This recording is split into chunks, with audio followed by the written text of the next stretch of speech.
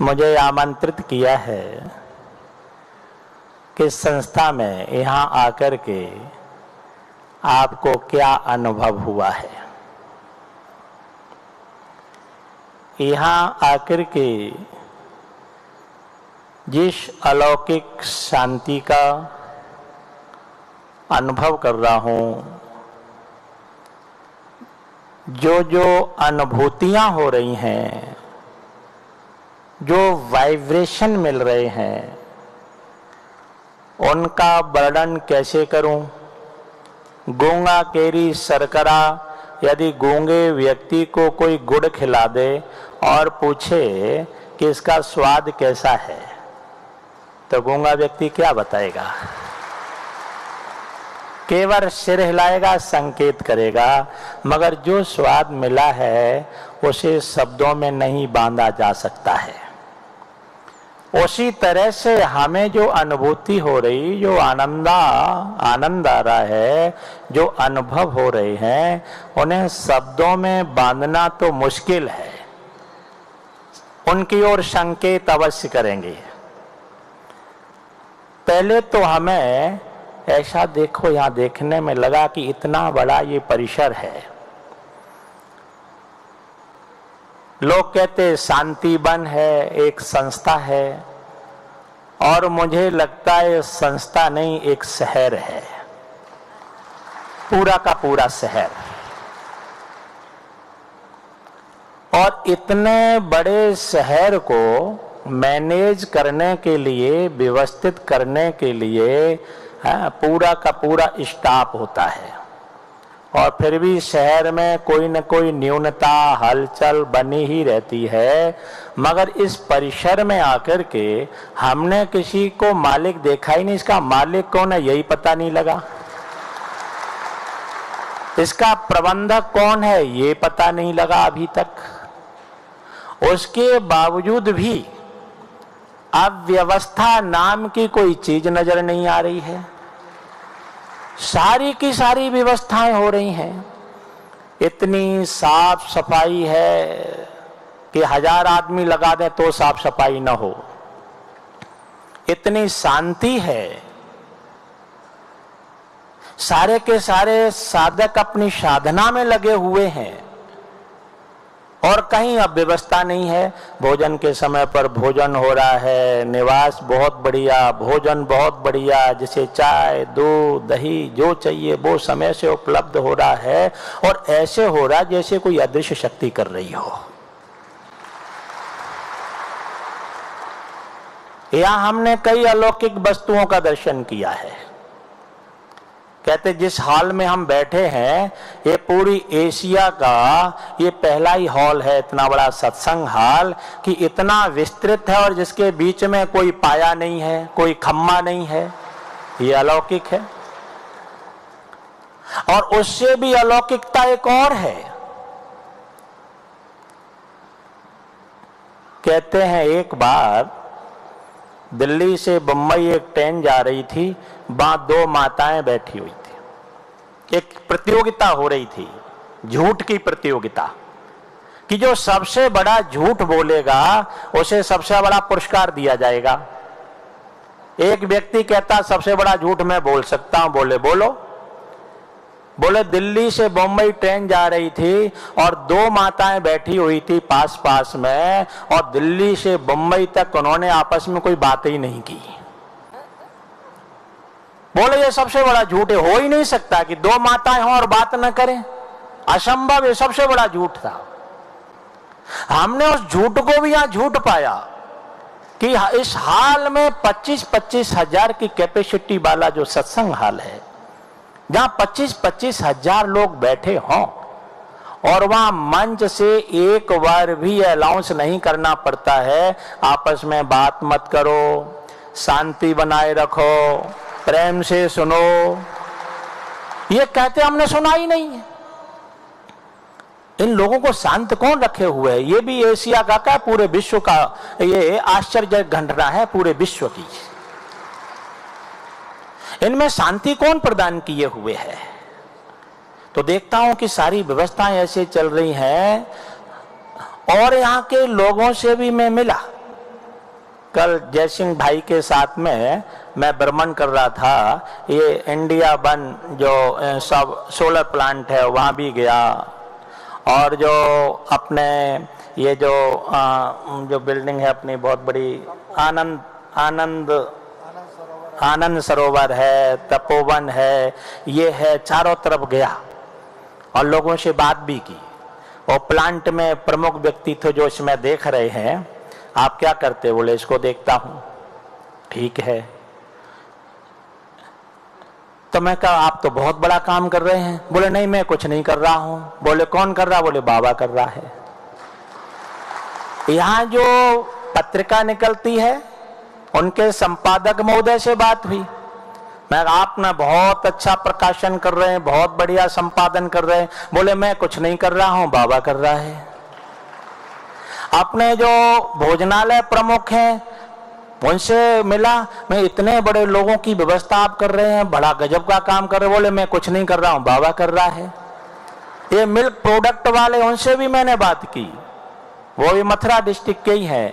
मैं आप ऐसे कैसे मैनेज करते इतने लोगों को, किसको दूध चाहिए, किसको छाछ चाहिए, किसको आइसक्रीम चाहिए, बड़ा मुश्किल काम है। बोले मैं कुछ नहीं करता हूं, बाबा करता है। सारे जिन पर विशेष दायित्व है वो सारे के सारे विनम्र दिखाई दिए हैं, इतने विनम्र कि इनके पास कुछ है ही नहीं, अहंकार नाम की चीज नहीं, स्वाभिमान नाम की चीज नहीं, इतने झुके हुए हैं। तो मुझे लगा झुके क्यों हैं। कल मैं दादी जानकी दादी जी के निवास पर गया था और वहां हंसा बहन जी मिली, उनसे भी बात हुई। वो कहती, दादी जी कहती हैं झुक झुक माने विनम्र बनो, मितव्ययी बनो, फिजूल खर्ची मत करो। तो उनका जो शब्द सुना था कि झुक माने विनम्र बनो। और विनम्र कौन व्यक्ति बनता है? जिस वृक्ष पर फल आते हैं तो वृक्ष झुक जाता है, फलदार वृक्ष झुकता है और निष्फल वृक्ष है वो अकड़ के खड़ा हो जाता है। तो सारे के सारे झुके हुए हैं। क्यों? क्यों इन्होंने कुछ पाया है, इनकी कुछ अनुभूति है। ये कहने से इतना संभव नहीं है, कहने से कोई व्यक्ति झुक जाए, कहने से चुप हो जाए, कहने से शांत हो जाए। इनकी जो साधना, इनके अंदर कुछ है। यहां देखने से लगता है कि यहाँ ईश्वरीय शक्ति, बाबा की शक्ति, या सारे के सारे काम एक अदृश्य शक्ति कर रही है। वो अदृश्य शक्ति कौन? वो बाबा की शक्ति है जो सारे के सारे काम कर रही है। तो हमारा यहाँ का बड़ा अच्छा अनुभव लेके जा रहा हूं, बड़े अच्छे वाइब्रेशन लेके जा रहा हूं। और मैं गौशाला भी गया, गायों को बड़ा तंदुरुस्त देखा, बड़ा अच्छा देखा। तो मेरे मन में एक आया, यह मेरा व्यक्तिगत विचार है कि इतना बढ़िया काम, इतने भवन भी बहुत बढ़िया बनाए, सोलर प्लांट भी मैंने पूरे एशिया का 1 नंबर है, इतनी बड़ी संस्था है, तो गायों का भी थोड़ा विस्तार हो, वो भी देसी गाय हो, जिससे कि जो हमें दूध की आमदनी बाहर से करनी पड़ती, बाहर से लेना पड़ता है, वो दूध भी संस्था का ही हो जाए, तो शुद्ध भी होगा और अच्छा भी होगा, और साथ में गायों का पालन भी होगा। यद्यपि खर्चा कुछ बढ़ेगा, लेकिन आप जो उगाते हैं, यहाँ इतने वातावरण शुद्ध करने के लिए वृक्ष लगाए गए हैं, तो वृक्षों को भी खाद चाहिए। ऑर्गेनिक आपके यहाँ चलता सब कुछ, तो गायों का जो वेस्ट होगा, गोबर होगा, वो खेत खा लेंगे, खेतों का जो खरपतवार होगा वो गाय खा लेंगी, दोनों का काम चलता रहेगा। तो इतना, ये हमारा सुझाव है, अगर उचित हो तो हमें इतना अच्छा लगा। यहाँ व्यक्ति को देख देख के लगता है कि यहाँ के कण कण में बाबा की रूह समाई हुई है। कल बात हो रही थी, हंसा बहन जी कह रही थी ना, ये दीदी चली गई, लेकिन ये बता के गई। तो मैंने कहा दीदी कहीं भी नहीं गई है, मैं इतने 2-3 दिन हो गए यहाँ लेते हुए, मुझे लगता है कि अभी तक वो व्यक्त शरीर में थी। और एक ही दीदी नहीं, चाहे वो प्रकाशमणि दादी जी हों, गुलराज दादी हों, और वो मोहिनी दादी जी हों, जितनी भी दादियां हैं, लगता गई कहीं भी नहीं है। पहले वो दृश्य शरीर में थी, भौतिक शरीर में थी, अब अदृश्य रूप से यहाँ विराजमान है, और यहाँ के कण कण में विराजमान है, और तुम्हारे मन में विराजमान है। कि कोई तो ऐसी शक्ति है जो सभी को जोड़ करके रखी हुई है, नहीं तो जहां चार बुद्धिमान व्यक्ति इकट्ठे हो जाएं और वहीं विघटन पैदा हो जाता है, वहीं खींचातानी पैदा हो जाती है। और यहां तो मुझे लगता है कि बुद्धिमानों का समुदाय जितने बैठे हैं ये क्रीम है, ये जो क्वालिटी है ये सुप्रीम क्वालिटी बैठी हुई है, सुप्रीम सोल बैठी हुई है, पवित्र आत्माएं बैठी हुई हैं, ये हजारों की संख्या में है। और न कहीं अशांति है, न कहीं खींचतान है, न कहीं द्वेष है, न कहीं ईगो आ रहा है। ये कौन कर रहा है? ये कोई शक्ति है, अदृश्य शक्ति है जो तुम सबको सबके हृदय में विराजमान है, उसका मैं अनुभव कर रहा हूं, उसका आप भी अनुभव कर रहे हैं। और इससे बड़ा आश्चर्यचकित क्या हो सकता है? इससे बड़ा अनुभव क्या हो सकता है? इससे बड़ी दिव्यता क्या हो सकती है? और ये भी क्यों है कि जो पवित्रता के संस्कार दिए गए हैं, मैं तो सोचता था शायद मंच से ही पवित्रता का उद्घोष हो रहा होगा। जब व्यक्तिगत लोगों से मिलता हूं तो जिसके मुख से निकलता है, बोले बाबा ने कहा ब्रह्मचर्य का पालन करो, पवित्र बनो, और घर द्वार छोड़ करके और यहाँ साधना में लगे हुए हैं। ब्रजमोहन भाई जी से बात हो रही थी, वो कह रहे थे कि घरवार छोड़ करके पवित्र होना तो बहुत आसान काम है। हम एक अभिनव प्रयोग कर रहे हैं कि जो व्यक्ति परिवार के बीच में रह रहा है, घर गृहस्थी के बीच में रह रहा है, और घर गृहस्थी के बीच में रह करके पवित्र जिंदगी जिए, पवित्र जीवन जिए, पवित्र साधनाएं करे, ये हम प्रयोग कर रहे हैं। और ये एक अद्भुत प्रयोग है, एक महान कार्य है। राजमार्ग पर चलना तो आसान काम है, रोड के ऊपर तो कोई भी दौड़ सकता है, लेकिन कंटकाकीर्ण मार्ग में चल करके, जिस मार्ग में कांटे बिछे हों, उस मार्ग से व्यक्ति चलता भी जाए, दौड़ भी जाए और कांटे न चुभें, ये विशेषता है। जहां उस नाविक की नाव कुशलता क्या जो धाराएं प्रतिकूल न हो। कुशल नाविक कौन है कि प्रतिकूल धाराओं में सुरक्षित नौका को निकाल के ले जाए, वो नाविक अच्छा होता है।